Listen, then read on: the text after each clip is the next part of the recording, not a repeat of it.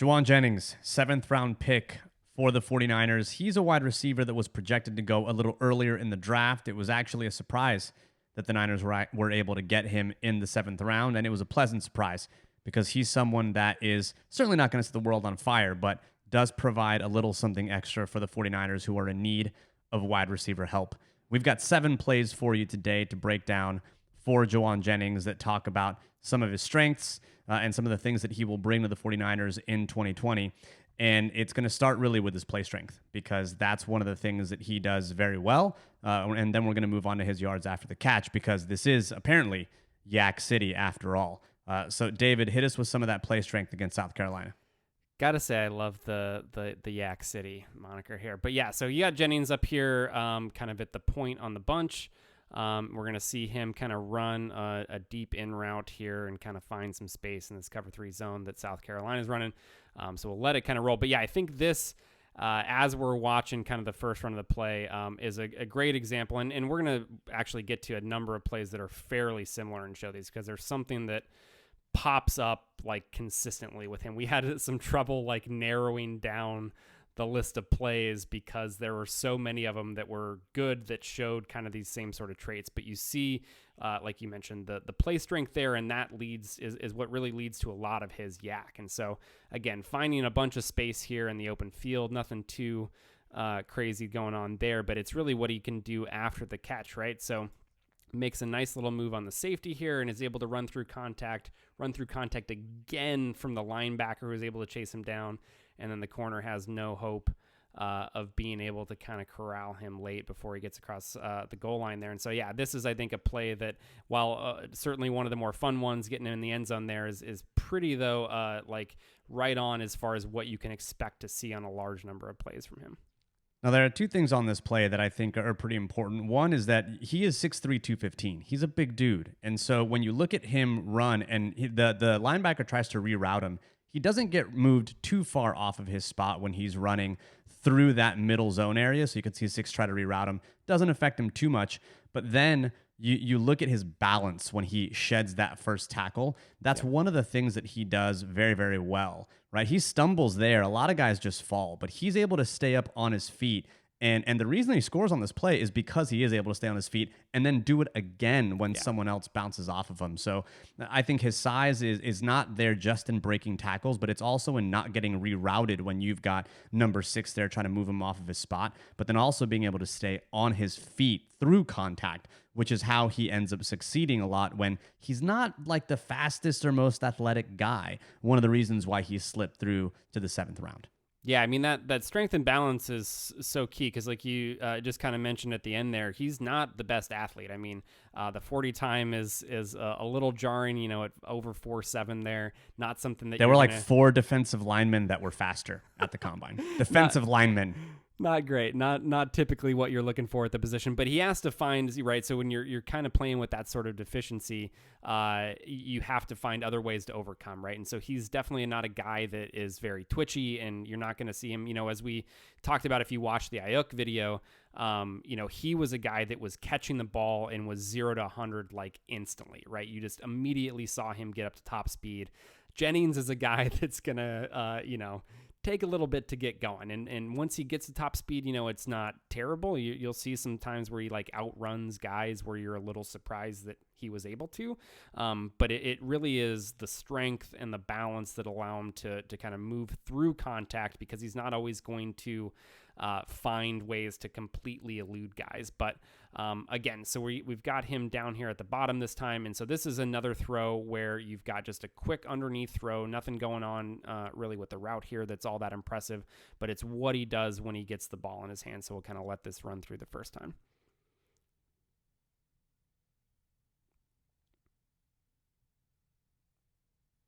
Yeah. And so again, the same stuff that you see in that last one, I mean, it's almost identical in terms of like what you can see from him from a trait standpoint, right? So again, through the arm tackle, and we'll get a better look on the end zone view there where you can really see that like that type of stuff just isn't going to phase him. But he can go through that, maintain the balance, and then immediately string together another move here to make the linebacker in pursuit miss. So it's just like I mentioned on the pod initially as we were doing the draft recap that he's just kind of like crafty. And I feel like, I don't know, like I struggled to come up with like the greatest way to be able to describe him, but I think that's not bad because it's not like, again, that he's super athletic and that he's making guys miss with that athleticism, but he is like a smooth mover, and you combine that with the other things that he has going on, and he's just consistently able to make dudes miss in the open field. Well, I think this play is just an example of how he glides and is able to just easily move through the tackles and get away from them. It's just like they can't get enough of him to bring him down, and he's going to break through arm tackles easily. He had 30 broken tackles, which was best in the country for draft eligible wide receivers. Second place was CeeDee Lamb. So he is an elite breaker of tackles at the collegiate level, and I mean, this play and the play before show exactly why. Now we get to a play against Georgia, a play where he really should be stopped for a loss because there are 3 defenders that have him dead to rights, but he's able to escape and get positive yardage out of this play. Right. So he's again here in the slot, which is basically where he lived and where I would expect him to get the majority of his snaps with the 49ers as well. But again, just kind of a little short route here, finding some empty space underneath the zone. But right, this is what you mentioned with the athleticism that we've seen from him. You're not really expecting him to get out of this straight away, right? Like maybe he's able to make the first guy miss, like just through the strength. Maybe he's able to get some yards through contact, but he's going to take this in reverse field essentially, and I basically able to outrun 2-3 guys from Georgia's defense there. And again, you see still the strength, right, and the balance. He's not completely avoiding contact here. Gets a little stiff arm in. But it's just like he finds a way consistently to make it work. And then here you really see the strength again, just kind of dragging the pile, which is just insane. And he's not doing this stuff right against just like crappy competition. I mean, he's doing it against them too, but these are SEC games, right? He's doing this against the top quality defenses that college football has to offer. We had a Georgia State clip in here, and we subbed it out for the actual Georgia that you care Right. about.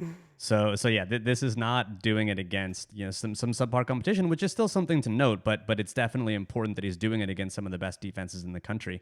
We've got another clip here for the 4th play against Georgia, where you move then into a little bit of what he can provide at the catch point, and then continuing that yards after the catch thing, because you've got an interesting coverage here from Georgia. It's going to be a modified cover 3 where the curl flat defender at the top of the screen is going to carry the inside wide receiver. So it's going to be definitely cover 3, but it's not going to look like your traditional cover 3 that you're used to.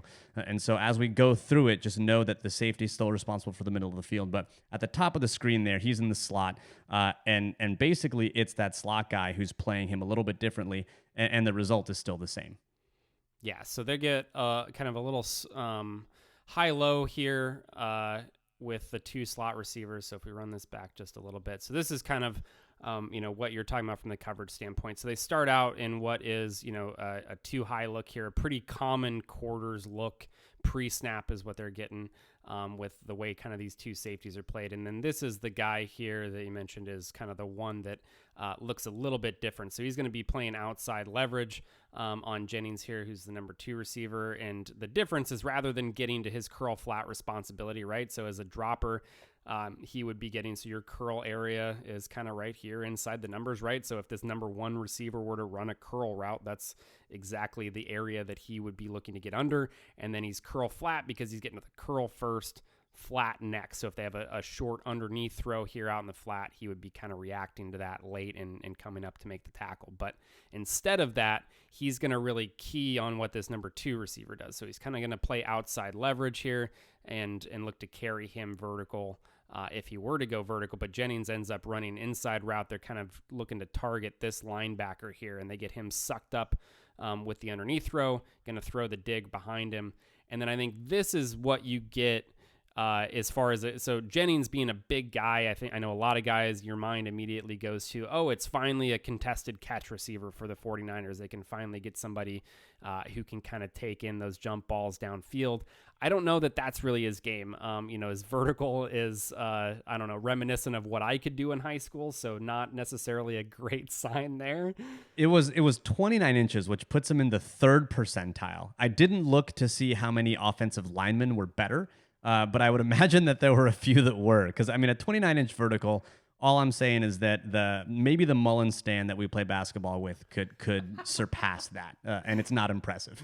Right. If it's in the realm of like I'm comfortable making a joke that maybe I could do it, then it's not necessarily a great sign, right? So he's not necessarily going to be going up and over guys. I don't know that he has the widest catch radius, but if you get it in his catch radius, he has pretty good hands and he's going to make the catch. And then he, again, because of the strength, he can absorb contact after he gets his hands on the ball. So it's a little bit of a different type of contested catch in that, again, he's not going downfield over here, and it's not like a T. Higgins type situation, right, where just can go up and over guys, has the body control to be able to adjust to all sorts of off-target throws, and just has this huge catch radius where he can kind of haul in targets. Jennings isn't going to do that same stuff, but if you put it in his wheelhouse there and he can get his hands to it relatively easily, like he can hold on to it through contact. And so if we back it up just a little bit here now and really get to the catch point, you can see him, again, make the catch, and we'll get this on end zone view as well, and basically be able to hold on to that as he's getting contacted by the safety there.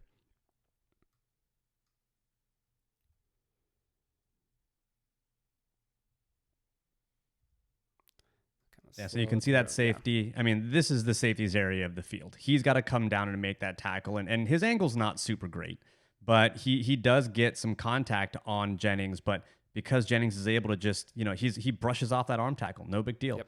And then he's able to continue upfield and brush off another dude before he falls down to the ground. So similar kind of thing against Alabama. This play is interesting because there's a bit of note around number 21, who he's going to get this catch against, and that is Jared Maiden. That's someone that the 49ers have signed as an undrafted free agent. So you get a little double dip here to see what Maiden did as a safety for Alabama, but also what Jennings did against Maiden. Right. So yeah, not a ton to write home about here as far as, again, the route, just kind of a little slant route underneath. But yeah, you see him basically drag Maiden. There were a number of plays. We had the one where he had the big pile there. There were several others that looked more like this, where it's like he's just going to take a defender for a ride for 5-6+ yards. I mean, you see here he gets contacted at the 26-yard line by Maiden, and he's not going to get tackled until the 36-yard line. So yeah, at the sticks, right? Yeah. This wasn't a first down, and when and then he gets contacted, gets 7 yards after contact, and it's a first down. Yeah, so I mean, this isn't right. Like, as if you're looking at this from Maiden's perspective, you're not like terribly unhappy with what he does to defend this route, right? I mean, he gets a nice little break on it here. He's driving on it. He's arriving basically right as the ball does. And then he just gets out-muscled for a good 10 yards or so here to give up the first down. Yeah, so when you think about what Shanahan's trying to build in the middle of the field, he's trying to build a big bully in the slot, which is something that they didn't have, something reliable on third down, not named George Kittle. And when you think about some of the routes that we've seen Jennings run here, we've seen a lot of in-breaking routes, a lot of slants, and some of those routes that are going to be money routes when you've got 3rd and 5, 3rd and 6, 3rd and 4 that end up being perhaps passing downs that you see often. And so now when you think about, okay, he's got the power, he's got the strength, he's got yards after the catch, but what does he bring to the table as a route runner? And that's what you see in this snap, running again from the slot, how he's able to get separation at the top, even though he's not a superb athlete. Right. So we have, again, him up in the slot here at the top, and we've seen all of those in-breaking routes. And he had, quite a few plays there where you would see him be able to sell those, where they try to hit him with the double moves. They run that in-breaker over and over again. And suddenly, the defenders are wanting to kind of start to cheat on that stuff. And then they'll hit him with something like this, where he can gain separation by faking that inside move and then breaking back to the outside here. And, again, for somebody his size, it's not, obviously nobody's confusing him for Jerry Jeudy coming out of this route and out of this break, but it, again, just always finds a way to get the job done. Like he sells that defender, gets him completely turned around, and just has tons of open space here in the intermediate level beyond the sticks, and is able to, turn that into a positive play, a pretty easy first down conversion for his offense there. Yeah, he didn't run a 3-cone, but I would imagine that his 3-cone wouldn't be as bad as his 40 time or some of his explosion moves, because I think, kind of some of his lateral stuff is a little better on tape than what you would see from his straight line speed or his explosion straight up or straight down. Now, we get to this play here, and this is against Alabama. And effectively, what he's going to run, he's at the top of the screen there, as David's pointing out. He's going to run a route that is very akin to what is often called a juke route, or a route that Shanahan basically says, you're going to give a fake to the outside and then break back inside. This is an important route to call out because it's something that from the slot, especially in third down situations, is something that Trent Taylor did really well in 2017 with Garoppolo when they had, the heyday of the hard hat days. And so when you think about what you can bring now to the 49ers offense, when you think, okay, maybe you've got George Kittle on a choice route to one side, but now you have a juke route to the other side, or you can run concepts like Haas juke where you've got hitches and seams. It brings a different element to the Niners offense on some of those money downs that's really important when you've got someone who can do what Jennings is about to show on tape. Yeah, so again, he's the number 3 receiver, inside most guy here in the trips. And again, just these underneath routes and, the underneath intermediate area is where he's going to live. There's a few plays where he can kind of get behind some guys and make a downfield catch, but it's not the bulk of what his targets are going to be. And I don't really think that's an element that translates super well to the next level. But this type of stuff is absolutely something that he can continue to do, right? Get me matched up on the inside with a safety or a linebacker, and I can find a way to get some separation here, and sells this move. I think this is, it's a simple thing, but kind of opening his hips here, making it look like he's ready just to receive this kind of short hitch route here, and then selling it to open up. And this is actually, it's pretty close to the Haas juke concept that you mentioned. So what you're getting with Haas is seams from the number 2 receivers here on the inside, and then these hitches on the outside. And so you get that, and then you're basically giving this juke route to Jennings in the middle because you're creating all of this open space here. And so you're just saying like, hey, go get open and give me an easy throw underneath for my quarterback. And he does that. And again, you see the after the catch stuff, not necessarily one of his best ones, but it is creating the separation there to turn what is, like a 5-yard throw into a 20+ gain. Look at that elite vertical. That is his peak vertical right there. That's a solid 4 inches off the ground, maybe. I think you can get maybe like a yoga block under there or something. I was going to go piece of paper. But a yoga I wanted block. to give Jesus. him like a little bit more credit than that. So yeah, I think we can get maybe a yoga block underneath there. You can sneak a yoga block under there, but again, you think of what Jimmy Garoppolo does, though, and when Jimmy Garoppolo is at his best, he is accurate because he can get the ball on receivers' frames, and if he can do that with Jennings is going to bring a lot to the table when he's getting balls to him from the slot. So, I think this is a player that based on what you see on tape alone, is not a 7th round player. Yeah. He's not going to be a do everything kind of person at the NFL level, but he's got a couple things that he can do well, and it's a skill set that the Niners like. It's a skill set they need, and I wouldn't be surprised if he made the team in some capacity, even over someone like a Trent Taylor, to be honest with you, because I think at this point you worry about Trent Taylor's health, you worry about Hurd's health, and I think that he is a Hurd insurance policy. That if, maybe he like sprains a pinky and ends up on IR and the Niners feel like they can stash him for a year or something like that, because I think it may be difficult to win a spot on the roster, but he's definitely rosterable. And if he made the roster for the 49ers in 2020, I would not be surprised.